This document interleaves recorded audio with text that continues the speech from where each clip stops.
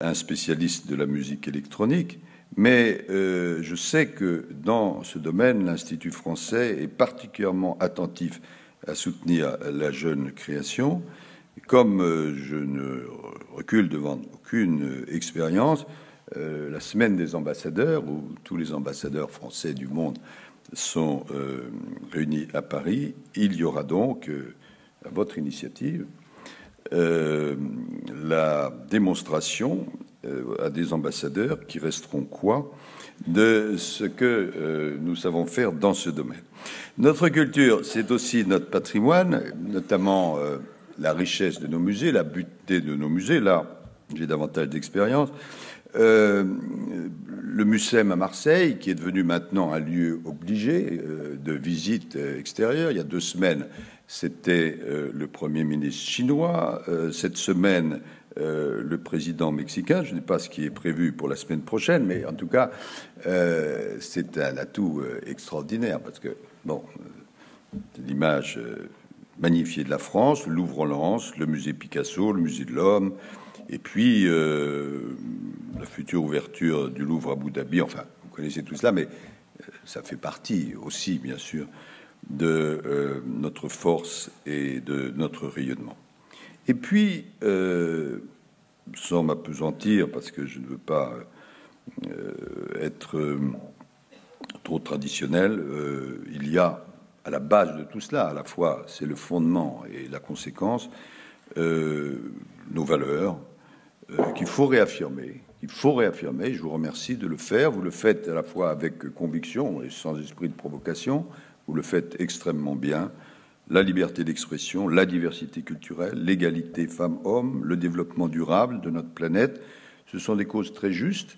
Et la France, ces mots peuvent apparaître galvaudés, mais c'est la réalité, essaye d'agir partout dans le monde pour les défendre. Et dans vos ateliers, vous allez évidemment les aborder.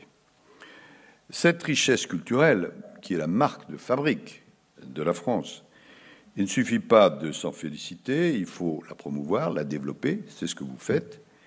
Et en essayant de ne pas être trop directif, mais en voulant jeter des coups de projecteur, je voudrais insister sur 3 ou 4 points, et j'espère ne pas vous heurter en disant cela, ou s'il y a un choc, c'était Lacan qui disait qu'est-ce que c'est que le réel? Le réel, c'est quand on se cogne. Mais enfin, je dirais un choc positif. Je voudrais insister sur 3 ou 4 points.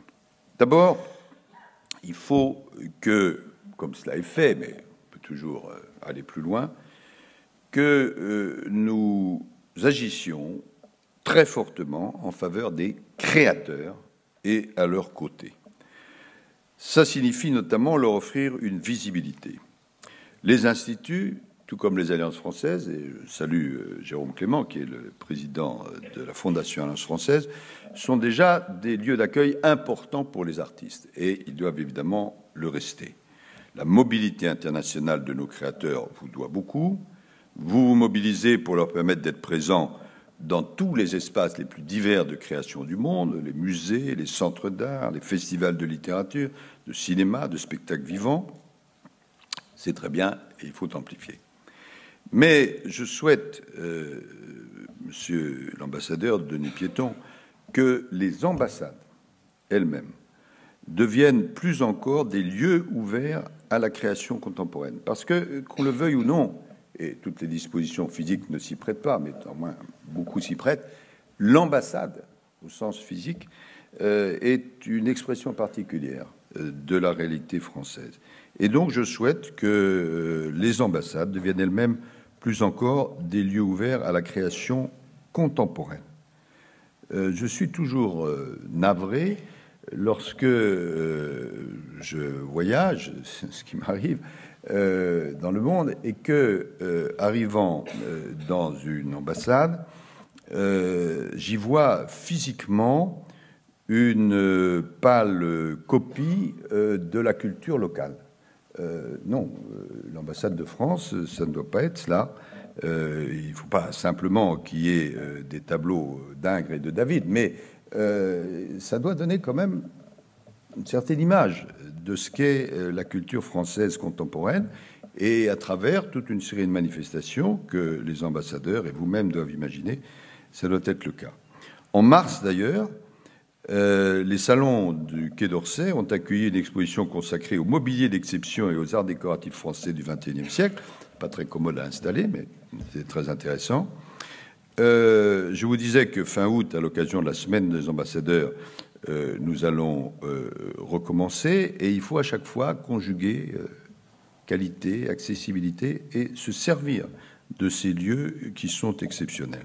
Agir en faveur des créateurs, ça veut dire beaucoup de choses, mais parmi les éléments que cela implique, ça implique d'être vigilant dans les négociations au plan européen et au plan mondial sur la création d'un marché unique numérique. Alors, ce n'est pas vous qui allez négocier, c'est le ministère. Mais je souhaite que, si ce n'est pas encore le cas, vous empariez de ces sujets qui sont tout à fait importants, en Europe bien sûr, mais également dans d'autres parties du monde, par exemple en Afrique, où la question du droit d'auteur est d'actualité. Ce n'est pas vous, je le disais, qui allez négocier les accords, mais il est important que vous montriez attentif aux positions prises dans vos pays de résidence et que vous expliquiez et défendiez notre attachement à la diversité culturelle.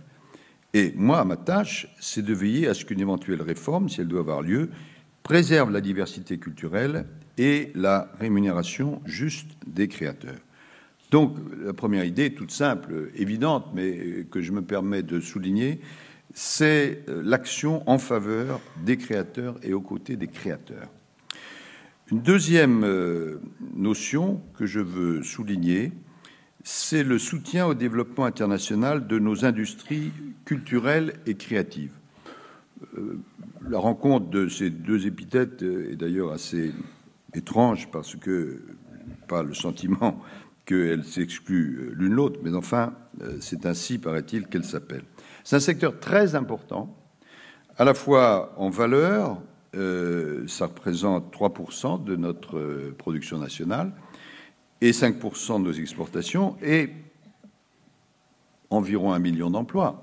Et d'autres pays, à commencer par les États-Unis d'Amérique, l'ont compris, ayant toujours à l'esprit que les premiers accords après la guerre s'appelaient les accords Bloomberg et portaient sur ces éléments, et qu'aujourd'hui, les industries culturelles représentent aux États-Unis beaucoup plus que n'importe quel secteur. Or, nous sommes bons et même souvent excellents dans tous ces domaines ou dans certains d'entre eux, et il faut donc que nous élevions encore notre qualité, notre rayonnement. Nous sommes actuellement le deuxième exportateur mondial de cinéma. Plusieurs champions mondiaux à l'exportation sont français.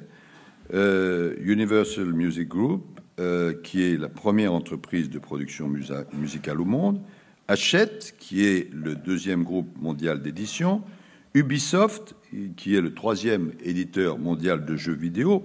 Je pourrais continuer la liste.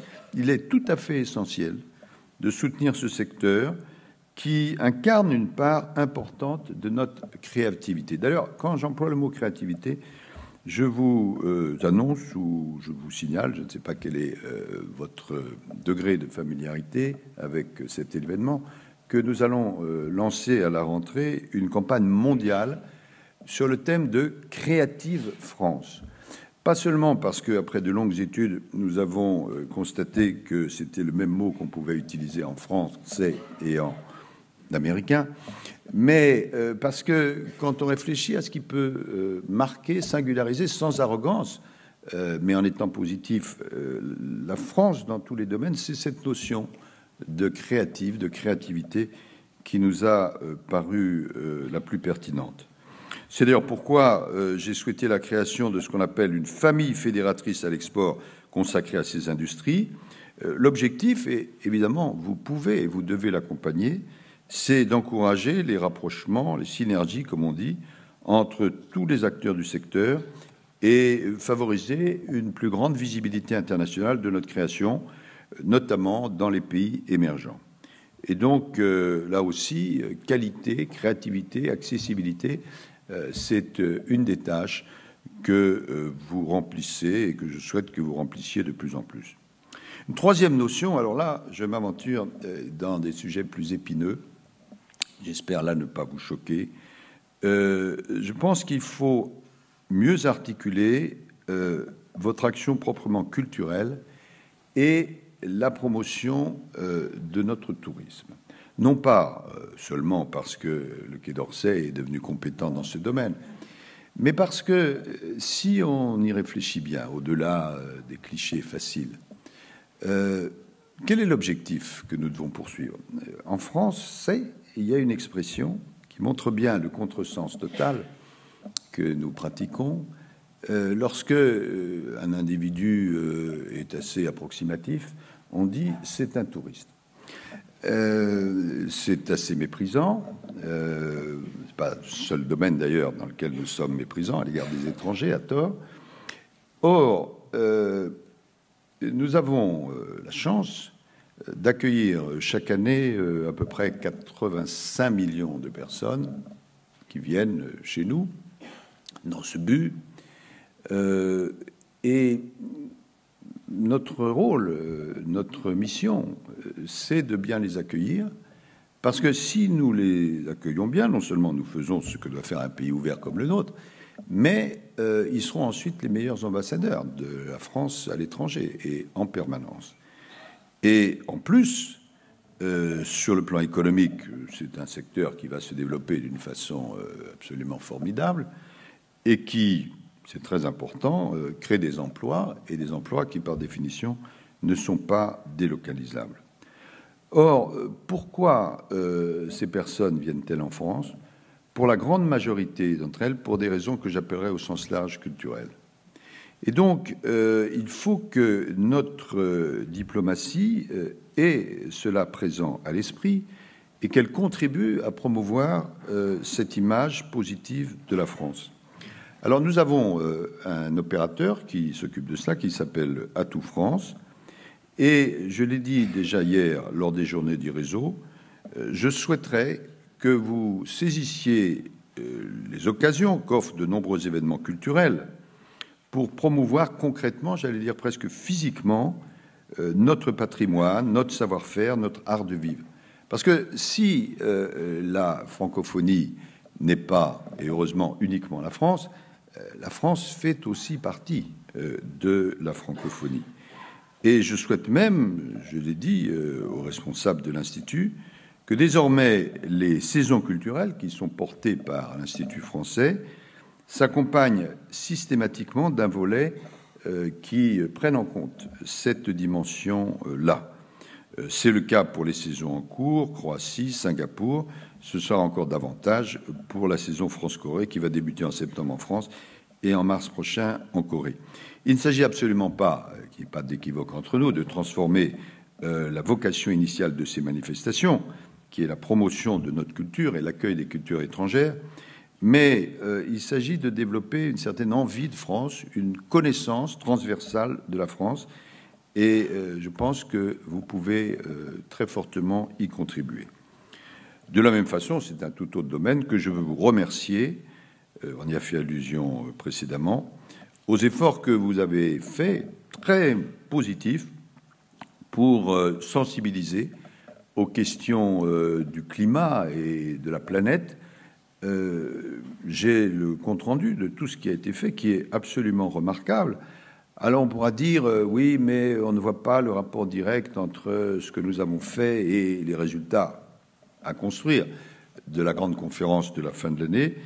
Moi, je les vois, ces éléments, parce que c'est à la fois la culture et la science qui ont créé ce terreau qui fait qu'aujourd'hui, à la différence de ce qui se passait il y a encore peu d'années, lorsque nous avons à traiter ces sujets, lorsque nous consacrons par exemple un atelier autour de ces questions qui vont déterminer, sans employer de mots excessifs, la capacité de vivre sur la planète, parce que c'est de ça qu'il s'agit, nous n'avons pas la moitié de la salle qui commence à contester le phénomène. Parce que maintenant, il est acquis, pour des raisons scientifiques et culturelles, que ce phénomène grave existe. Et donc, la question n'est pas existe-t-il, mais comment va-t-on pouvoir l'endiguer ?